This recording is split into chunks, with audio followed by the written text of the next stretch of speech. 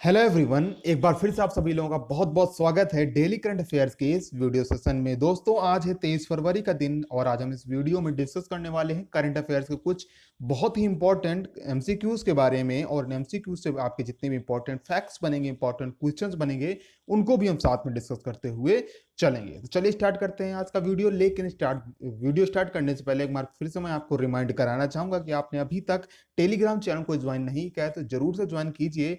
उसका लिंक आपको description box में मिल जाएगा, या फिर आप टेलीग्राम ऐप पर जाकर के सिंपली सर्च बॉक्स में टाइप कर सकते हैं academy24x7gs और वहां पर आपको चैनल का लोगो हुआ मिल जाएगा और ये नाम लिखा हुआ आपको मिल जाएगा। तो वहां पर आप क्लिक करके आप सिंपली चैनल को ज्वाइन कर सकते हैं। वहां पर क्या मिलेगा आपको? इंपॉर्टेंट एमसीक्यूज मिलेंगे आपको, जहां पर आप आंसर देकर के तुरंत अपने आंसर का जवाब सही या गलत जान सकते हैं। ठीक है ना? और क्या मिलेगा आपको? अलग अलग बुक्स की पीडीएफ मिलेंगी वहां पर। और क्या मिलेगा आपको? लिंक्स वगैरह मिलेंगे। ठीक है ना? इस तरीके के आपके सभी जो भी इंपॉर्टेंट नोटिस वगैरह हैं सभी आपको वहीं पर मिल जाएंगे। चलिए स्टार्ट करते हैं आज का वीडियो और लेते हैं पहला क्वेश्चन। वीडियो पसंद आता है तो लाइक और शेयर जरूर से कर दीजिएगा। पहला क्वेश्चन है, हाल ही में किस राज्य में पहला पेपरलेस बजट पेश किया गया? आप सभी जानते हैं कि 1 फरवरी को देश का पहला पेपरलेस बजट पेश किया गया। ठीक है ना? तो वो तो देश का था, पूरे देश का था। लेकिन अब किस राज्य ने, जो आपके भारत में 28 राज्य और 8 केंद्र शासित प्रदेश हैं, उनमें से किस पहला ऐसा राज्य जिसने पेपरलेस बजट पेश किया? तो यह है आपका उत्तर प्रदेश राज्य। ठीक है, ऑप्शन सी आपका सही होगा। उत्तर प्रदेश सरकार ने कल के दिन आपका अपना बजट पेश कर दिया। ठीक है ना? तो वो कौन सा बजट था? पेपरलेस बजट था। जैसा केंद्र सरकार ने किया वैसे ही राज्य सरकार ने उसको दोहरा दिया। ठीक है, तो याद रखना है, इंपॉर्टेंट है। केंद्र का तो पूछेगा ही पूछेगा, लेकिन साथ में पूछेगा कि पहला कौन सा राज्य था जिसने पेपरलेस बजट पेश किया? तो आपका उत्तर प्रदेश हो गया। ठीक है, उत्तर प्रदेश सरकार ने इस बार जो बजट पेश किया वो सबसे ज्यादा बजट था। ठीक है, जो उसकी राशि थी सबसे ज्यादा थी। यानी कि कितनी थी? पूरा बजट कितना था? 5,50,270 करोड़ रुपए का बजट था। ठीक है, कितना? 5,50,270 करोड़ रुपए का टोटल बजट था। जब बजट पेश हुआ तो मुख्यमंत्री योगी आदित्यनाथ के साथ राज्य वित्त मंत्री ने बजट को पेश किया। कौन है राज्य वित्त मंत्री? उत्तर प्रदेश के राज्य वित्त मंत्री सुरेश खन्ना। चलिए, केंद्र में वित्त मंत्री कौन है? कमेंट बॉक्स में कमेंट करके बताइए। बात हो रही उत्तर प्रदेश सरकार की, तो मुख्यमंत्री जैसे मैंने बताया कि योगी आदित्यनाथ हैं। और यहाँ के गवर्नर कौन है? गवर्नर है आपकी आनंदीबेन पटेल, जो कि मध्य प्रदेश की भी गवर्नर है। बढ़ते हैं दूसरे क्वेश्चन की तरफ। हाल ही में कार्बन फुटप्रिंट का आकलन करने के लिए कार्बन वॉच ऐप, कौन सी ऐप? कार्बन वॉच ऐप को कहां लॉन्च किया गया? कहां से मतलब है कि किस जगह पर, किस राज्य में या फिर किस केंद्र शासित प्रदेश में लॉन्च किया गया? तो ये लॉन्च किया गया है विशेषकर चंडीगढ़ केंद्र शासित प्रदेश के लिए। ऑप्शन बी आपका सही होगा। आप सभी लोग जानते हैं कि पंजाब की राजधानी क्या है और हरियाणा की राजधानी क्या है। ठीक है, और चंडीगढ़ अपने आप में खुद की राजधानी है, तो चंडीगढ़ आपका एक केंद्र शासित प्रदेश भी है। ठीक है, तो चंडीगढ़ भारत का पहला राज्य या केंद्र शासित प्रदेश बन गया है जिसने कार्बन फुटप्रिंट के लिए कार्बन वॉच ऐप को लॉन्च किया है। हालांकि ऐप को हर कोई एक्सेस कर सकता है, उसको देख सकता है, लेकिन चंडीगढ़ के निवासियों के लिए एक विस्तृत अध्ययन करके एक विशिष्ट विकल्प उस पर बना दिया गया है। ठीक है ना? चंडीगढ़ का वहां पर स्पेशली डेटा वहां पर फीड कर दिया गया है। ठीक है, तो याद रखें, बहुत ही मोस्ट इंपॉर्टेंट क्वेश्चन आपका बन जाता है। कार्बन फुटप्रिंट क्या होता है? कार्बन फुटप्रिंट वो है कि एक आदमी के, एक व्यक्ति के द्वारा कितना कार्बन का उत्सर्जन किया जा रहा है। कार्बन का मतलब है कार्बन डाइऑक्साइड का उत्सर्जन कितना किया जा रहा है। ठीक है ना? वही है आपका कार्बन फुटप्रिंट। फुटप्रिंट से जैसे कि हम नॉर्मल भाषा में कहते हैं, फुटप्रिंट क्या है? जैसे जैसे हम चलते जाते हैं तो पीछे पीछे हमारे पैरों के चिन्ह बनते जाते हैं। तो कुछ ना कुछ, यानी कि हम चल रहे हैं तो कुछ ना कुछ हमारे चिन्ह हमारे पीछे बन रहे हैं। इसी तरीके से कार्बन फुटप्रिंट क्या है? हम कुछ ना कुछ कार्बन का उत्सर्जन कर रहे हैं, तो उसी तरीके से कार्बन फुटप्रिंट है, यानी कि हम वातावरण में कार्बन डाइऑक्साइड की मात्रा को दिन प्रतिदिन बढ़ा रहे हैं। ठीक है, आई होप आपको मेरी बात समझ में आ रही होगी। तीसरा क्वेश्चन लेते हैं, बहुत ही इंपॉर्टेंट क्वेश्चन है। हाल ही में घोषित दूसरे खेलो इंडिया यूनिवर्सिटी गेम्स की मेजबानी कौन करेगा? तो दूसरे खेलो इंडिया यूनिवर्सिटी गेम्स की मेजबानी कर्नाटक करेगा। ठीक है, ऑप्शन ए आपका सही होगा। 25 वर्ष से कम आयु के 4,000 से अधिक, कितने? 4,000, more than 4,000 player will be participate on it, यानी कि 4,000 से अधिक खिलाड़ी इसमें भाग लेंगे। यानी कि देखिए यहाँ पर क्वेश्चन क्या कह रहा है, दूसरे खेलो इंडिया यूनिवर्सिटी गेम्स, ये खेलो इंडिया यूथ गेम्स नहीं है, याद रखना है, कंफ्यूज नहीं होना है।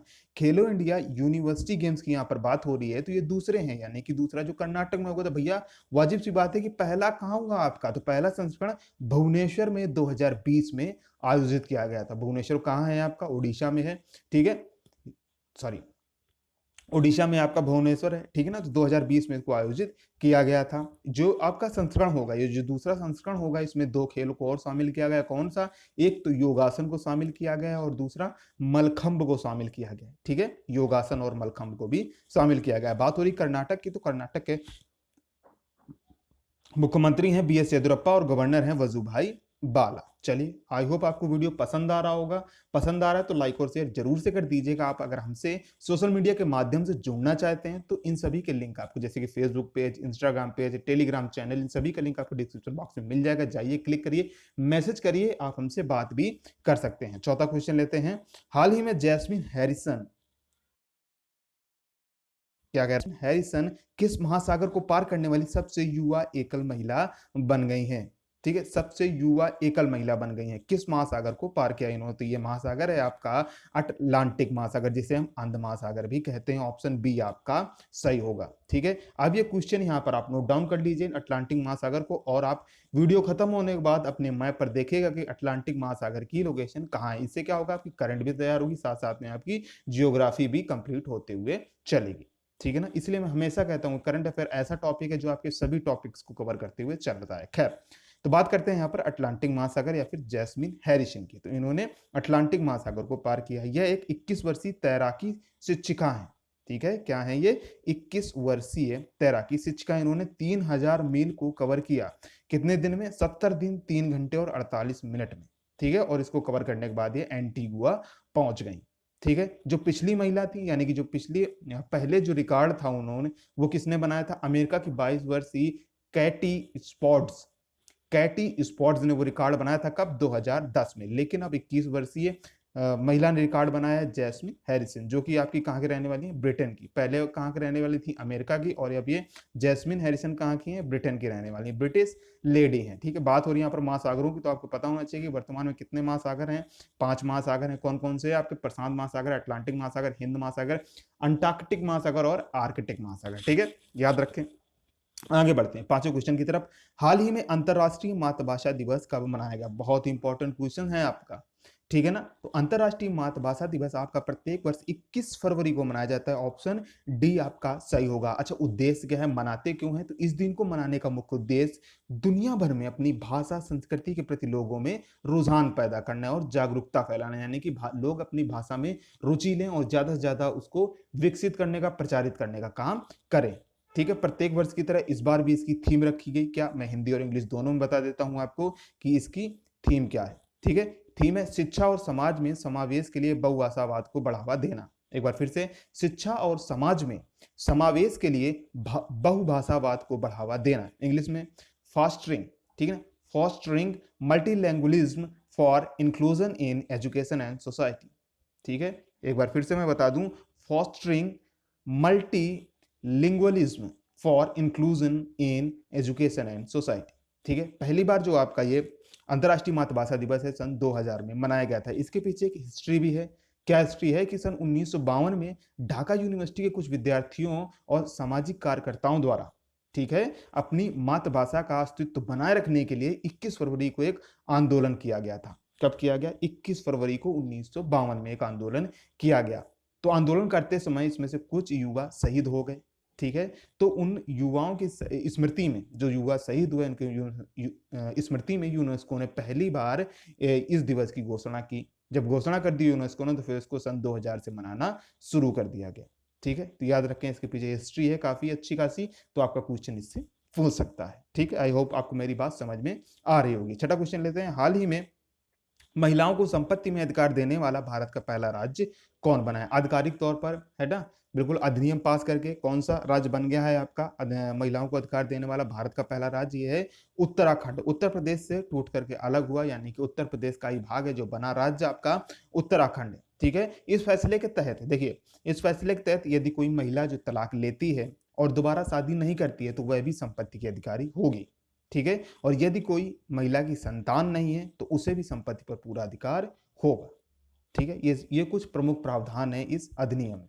बात हो रही है उत्तराखंड की, तो उत्तराखंड के वर्तमान मुख्यमंत्री हैं त्रिवेंद्र सिंह रावत और यहाँ की गवर्नर हैं बेबी रानी मौर्य। आगे बढ़ते हैं, 7वां क्वेश्चन लेते हैं। हाल ही में किस केंद्र शासित प्रदेश के मुख्यमंत्री ने इस्तीफा दे दिया? ठीक है, एक बार फिर से आपका ये केंद्र शासित प्रदेश केंद्र शासित प्रदेश आपका चर्चा में आ गया है, ठीक है। कुछ दिन पहले से चर्चा में ही था, फिर यूं कहें कि लगातार चर्चा में बना हुआ है। क्यों? क्योंकि कुछ दिन पहले इसकी उपराज्यपाल किरण बेदी ने इस्तीफा दे दिया था और कार्यभार संभाला तेलंगाना की राज्यपाल टी सौंदरराजन ने, ठीक है। फिर अब क्या हुआ कि जो मुख्यमंत्री हैं यहाँ के, ठीक है, कार्यवाहक मुख्यमंत्री हैं केंद्र शासित प्रदेश यहाँ के, तो उन्होंने भी अपना इस्तीफा दे दिया है। तो ये आपका केंद्र शासित प्रदेश है पुदुचेरी, ऑप्शन सी आपका सही होगा। यहाँ के मुख्यमंत्री कौन थे? वी नारायण सामी।